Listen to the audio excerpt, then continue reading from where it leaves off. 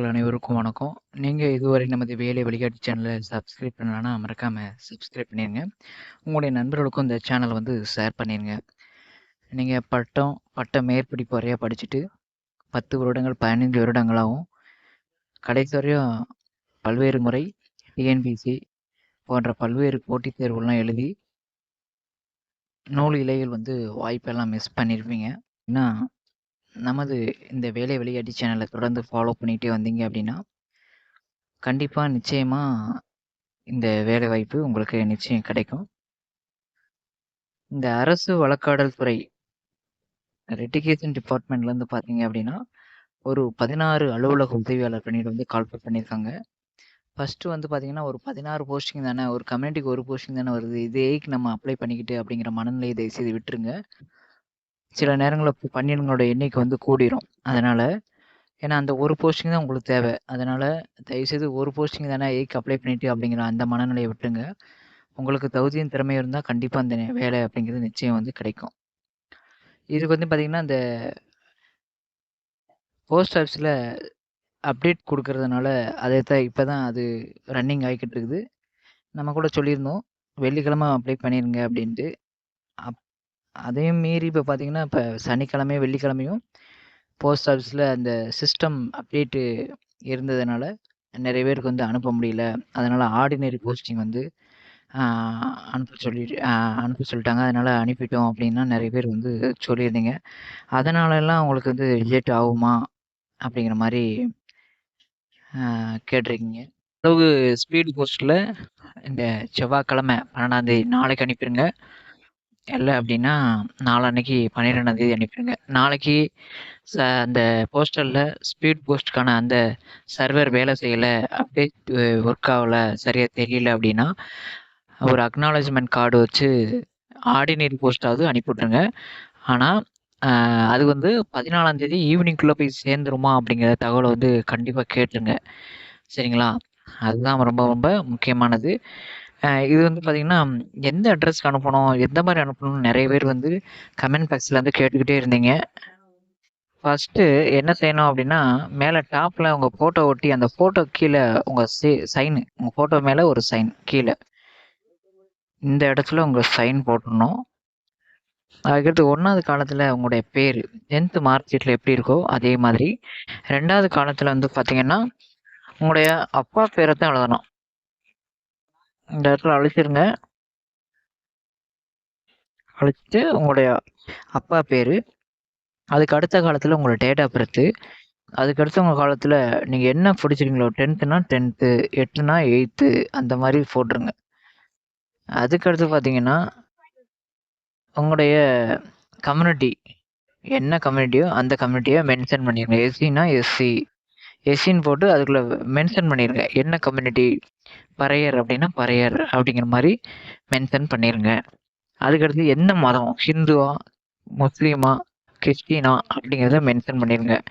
6வது காலத்தில் உங்கள் ஆதார் கார்டில் என்ன அட்ரஸ் இருக்கோ அதே அட்ரஸ் ஷார்ட்டாக எழுதுங்க. நிறைய எழுதிக்கிட்டு இருக்க வேண்டாம். உங்களுடைய டோர் நம்பரு, எந்த தெருவு, எந்த தாலுகா, அதுக்கடுத்து பார்த்தீங்கன்னா உங்களுடைய பின்கோடு நம்பர் கண்டிப்பாக வேணும். போஸ்ட் ஆஃபீஸோட பின்கோடு நம்பர், எந்த மாவட்டம் அப்படிங்கிறத மென்ஷன் பண்ணிடுங்க. அதுக்கடுத்து 7வது காலம் பார்த்தீங்கன்னா அட்ரஸ் ஃபார் கம்யூனிகேஷன் அதே சேம் அட்ரஸ் தான். அதுக்கு 8வது காலத்தில் போலீஸில் ஏதாவது கேஸ் இருக்குது அப்படின்னா நோன் கொடுத்துருங்க. அதுக்கடுத்து இந்த கம்யூனிட்டி இந்த இது பிரகாரம் வைங்க. சர்டிஃபிகேட் டாக்குமெண்ட் வச்சுட்டு ஃபஸ்ட்டு 10th, அடுத்து 12th, டிப்ளமோ டிகிரி, அதுக்கடுத்து கடைசியாக படித்த ஹையர் செகண்டரியோட டிசி, நீங்கள் எந்த படிச்சோ அதோட டிசி வேணும். அதில் டைப் ரைட்டிங்கு, அதுக்கடுத்து பார்த்தீங்கன்னா கம்ப்யூட்ரு இது சம்மந்தமான சர்டிஃபிகேட்டு, அதுக்கடுத்து பார்த்தீங்கன்னா community certificate, PSTM certificate, Aadhaar card, driving licence இந்த மாதிரி உள்ளதை இந்த காலத்தில் நீங்கள் ஃபில் பண்ணிடணும். அதாவது அந்த 9வது காலத்தில் ஃபில் பண்ணிவிட்டு கடைசி 10வது காலத்தில் நீங்கள் சிக்னேச்சரை கரெக்டாக போட்டணும். சிக்னேச்சரை கரெக்டாக போட்டு இந்த அப்ளிகேஷனோட இந்த வருஷப்பறம் என்னென்ன வச்சிங்களோ அதெல்லாம் இந்த அப்ளிகேஷன் பின்னாடி வைக்கணும். 10th mark sheet, 12th mark sheet, degree mark sheet, provisional certificate, TC, Aadhaar card, community certificate, type writing certificate, ஓட்டுநர் உரிமம், கம்ப்யூட்டர் சர்டிஃபிகேட்டு. அதுக்கு தான் நாங்கள் 2 நாள் டைம் சொல்லியிருந்தோம். கம்ப்யூட்டர் சர்டிஃபிகேட் வேணுங்கிறவங்க வாங்கிக்கோங்க அப்படின்ட்டு. சிலர் வந்து அந்த கோர்ஸில் ஒன் டே கோர்ஸில் வந்து கலந்துட்டு அந்த சர்டிஃபிகேட் வந்து சிலர் வந்து வாங்கிட்டாங்க. ரொம்ப யூஸ்ஃபுல்லாக இருக்குது சார். இது வேறு ஃபேக்ட் சேனல்னால் எங்கிட்ட ரொம்ப காசை பிடுங்கியிருப்பாங்க. ஆனால் இது வந்து இவ்வளோ லோயஸ்ட் ப்ரைஸில் எங்களுக்கு அந்த கிளாஸில் ஜாயின் பண்ண சொல்லி அதுலேருந்து நீங்கள் அந்த சர்டிஃபிகேட் வாங்கி கொடுத்து ரொம்ப புண்ணியம் சார் அப்படின்னு நிறைய பேர் வந்து சொல்லியிருந்தாங்க. அதுக்கடுத்து பார்த்தீங்கன்னா இந்த வீடியோ சர்டிஃபிகேட்டு, டிசபிலிட்டி சர்டிஃபிகேட்டு இந்த மாதிரி சர்டிஃபிகேட்லாம் பின்னாடி வச்சு பின் பண்ணி இதை வந்து மடிச்சிடணும். 2ஆக மடித்து 2 கவர் வாங்க சொல்லியிருந்தேன் இல்லையா, ஒரு பெரிய கவர் ஒன்று, சின்ன கவர் ஒன்று வாங்கிக்கோங்க. வாங்கிட்டு அந்த கவருக்குள்ளே இதை வந்து வைக்கிறதுக்கு முன்னாடி அந்த கவர் மேலே இது உள்ளே வைக்கக்கூடிய கவர், உள்ளே வைக்கக்கூடிய ஒரு சின்ன கவர் வச்சுக்கோங்க. இந்த சின்ன கவரில் முதல்ல இந்த 2 அப்படின்னு அட்ரஸ் போட்டுருங்க. போட்டுட்டு R Ramya 234 Kamarajar street Dharmapuri, pin code number அதை கரெக்டாக எழுதிருங்க. எழுதிட்டு இந்த ஸ்டாம்பு பாருங்கள், 20 ரூபா ஸ்டாம்பு, ஒரு 20 ரூபா ஸ்டாம்பு, ஒரு 10 ரூபா ஸ்டாம்பு இந்த மாதிரி டாப்பில் ஒட்டிக்கிறணும். சரிங்களா? இல்லை 50 ரூபா ஸ்டாம்பு இருந்தாலும் 50 ரூபா ஸ்டாம்பை இந்த மாதிரி டாப்பில் ஒட்டிக்கிறணும்.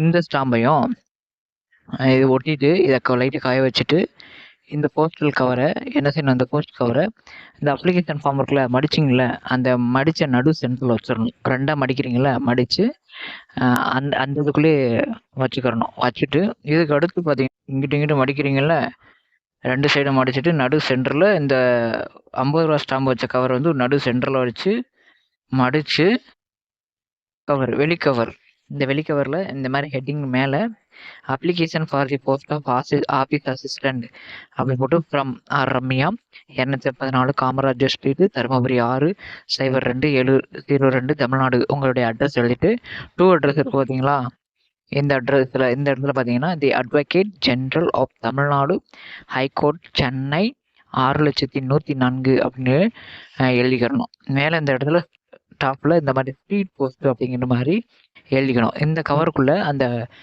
50 ரூபா ஸ்டாம்ப் ஒட்டின கவரு, அப்ளிகேஷன் ஃபார்ம் எல்லாமே உள்ளே வச்சு நீங்கள் இதுக்கு பின்னாடி வந்து அக்னாலஜ்மெண்ட் கார்டு வாங்கி அதில் அட்ரஸ் எழுதணும். சரிங்களா? ஃப்ரம் டு எங்கன்னு எழுதணும்னு இந்த போஸ்ட் ஆஃபீஸில் கேட்டிங்கன்னா அந்த அக்னாலஜ்மெண்ட் கார்டில் ஃப்ரம் டு எந்த சைடு எழுதணும்னு கேட்டால் சொல்லிடுவாங்க. அதை இந்த அப்ளிகேஷன் ஃபார்மோட பின்னாடி ஸ்டேப்லர் வச்சு பின் பண்ணிடுங்க. அப்ளிகேஷன் பின்னாடி வச்சு கவருக்கு பின்னாடி வச்சு பின் பண்ணிவிட்டு ஸ்பீடு போஸ்ட் செக்ஷனில் போய் கொடுத்துட்டீங்க அப்படின்னா அவங்க வந்து அதுக்கு எடை போட்டு அதில் வந்து என்ட்ரு பண்ணிவிட்டு உங்களுக்கு ஒரு ரெசிப்ட் வந்து கொடுப்பாங்க. இந்த மாதிரி ஒரு ரெசிப்ட் வந்து கொடுத்துருவாங்க. இந்த ரெசிப்ட்டை நீங்கள் கையில் வச்சுக்கணும். இந்த ரெசிப்ட் தான் முக்கியமானது. இதை வந்து திரும்ப போஸ்ட் ஆஃபீஸ் எங்கெல்லாம் கொடுக்கூடாது, நீங்கள் வீட்டில் இதை பத்திரமா வச்சுக்கணும். சரிங்களா? இதுதான் இந்த அப்ளிகேஷன் அனுப்ப வேண்டிய முறை. இதுக்கு மேலே நிறைய டவுட்லாம் வந்துச்சுன்னா அதெல்லாம் நாங்கள் கிளியர் பண்ண முடியாது. இவ்வளோ தான் சொல்ல முடியும். வாழைப்பழத்தை வந்து உரிச்சு தான் கொடுக்க முடியும், நீங்கள் தான் சாப்பிடணும், நாங்கள் சாப்பிட முடியாது. அதனால் இந்த முறை சொன்னதே ரொம்ப அதிகபட்சம். அதனால் கவனமாக ஃபில் பண்ணுங்கள், மிஸ்டேக் இல்லாமல் ஃபில் பண்ணுங்கள்.